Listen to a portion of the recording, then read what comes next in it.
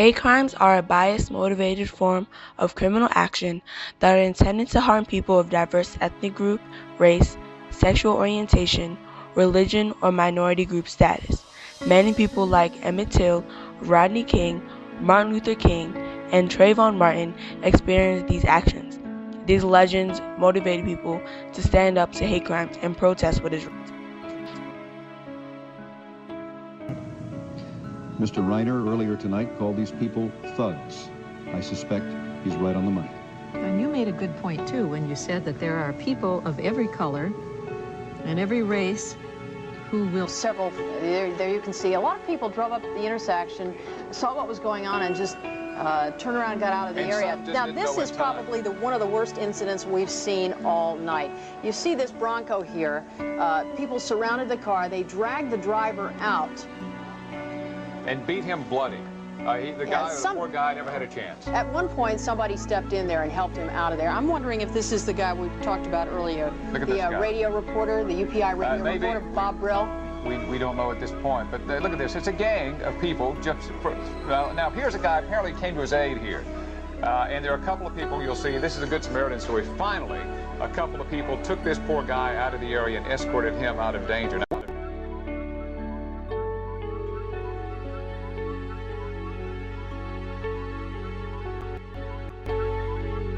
Martin Luther King was an American pastor, activist, humanitarian, and leader in the African American civil rights movement.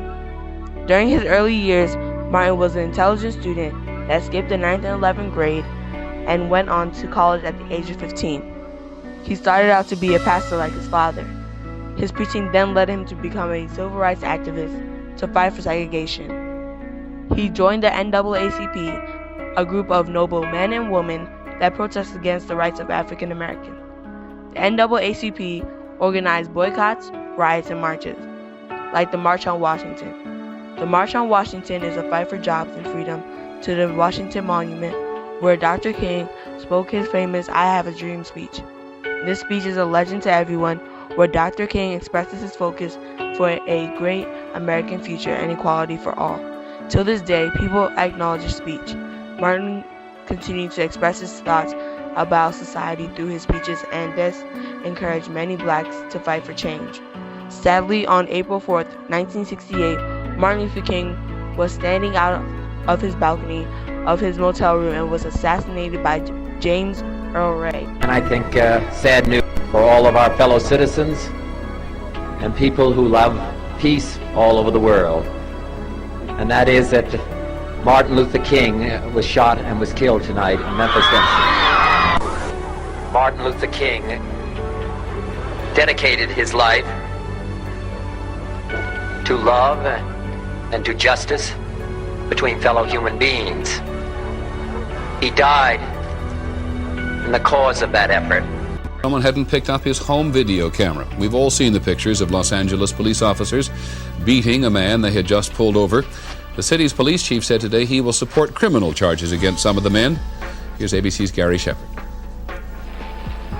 The 3 police officers facing felony criminal charges were among a group of 15 who stopped a 25-year-old black man last Saturday night, then beat him, kicked him, and clubbed him, unaware that an amateur photographer was recording the incident on videotape. It was on August 27, 1955 in Money, Mississippi. Emmett Till, a 14-year-old boy from Chicago, Illinois, was visiting his relatives. Later that day, Emmett and his friends were at J.W. Millam's store, a grocery store. His friends dared him to wink at the Caucasian woman at the counter and ask her on a date. He did, and Till's friends urged them to leave. When Mr. Millam heard of the incident from his wife, he asked his brother-in-law, Roy Bryant, to follow him to the Till relative's house to teach him a lesson. That evening, Roy and Bryant went to the home and asked to see Emmett. Then they kidnapped him and took him down to the Tallahassee River and continued to beat him. The 2 men at first planned to beat him, then take him back home.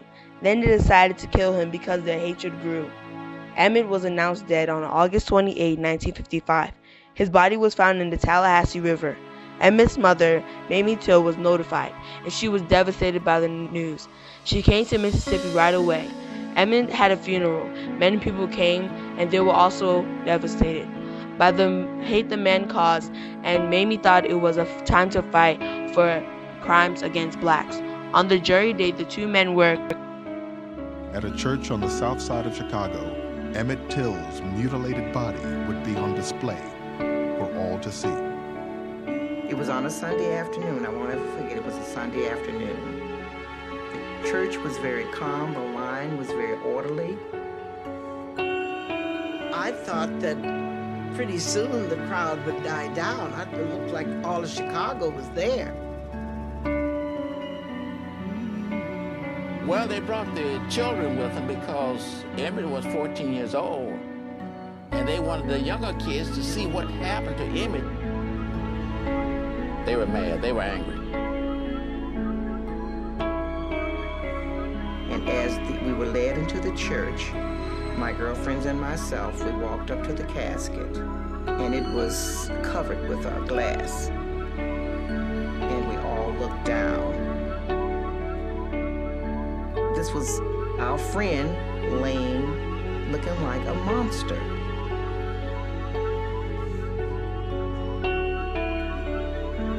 They said that about 1 in every 5 had to be assisted out of the building. They would just go into a faint.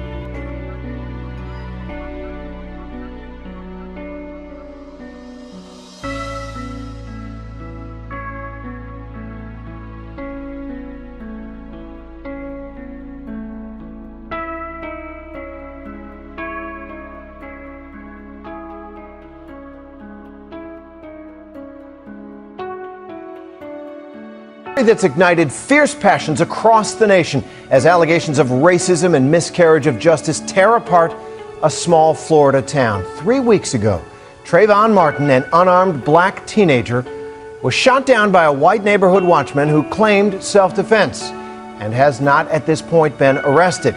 And it's caused a public outcry that spread like wildfire. ABC's Matt Gutman brings us the latest now from Sanford, Florida.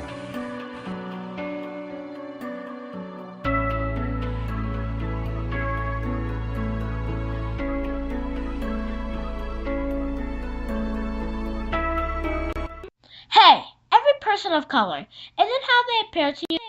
All young blacks don't attack. My life was taken for nothing, but simply the fact I was a young black.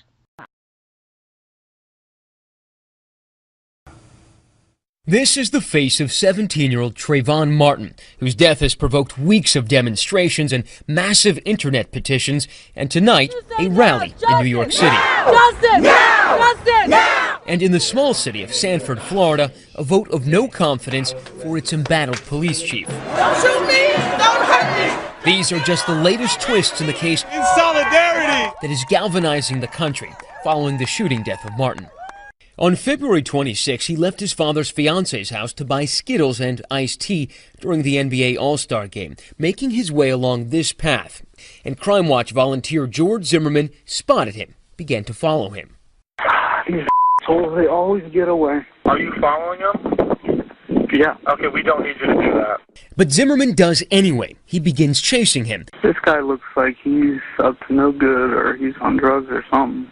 As we learned from his girlfriend, Martin at this point is terrified. He said his man was watching him, so he put his hoodie on. ABC News was there exclusively as she told her story to the Martin family attorney. So I said, what you following me from? And the man come and say, what you doing around here? Somebody push Trayvon because the head said this down.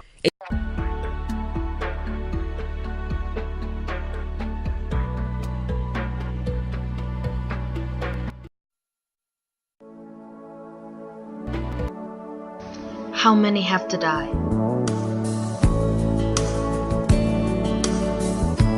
Darylyn, James Byrd, Latasha Harlins, Rodney King,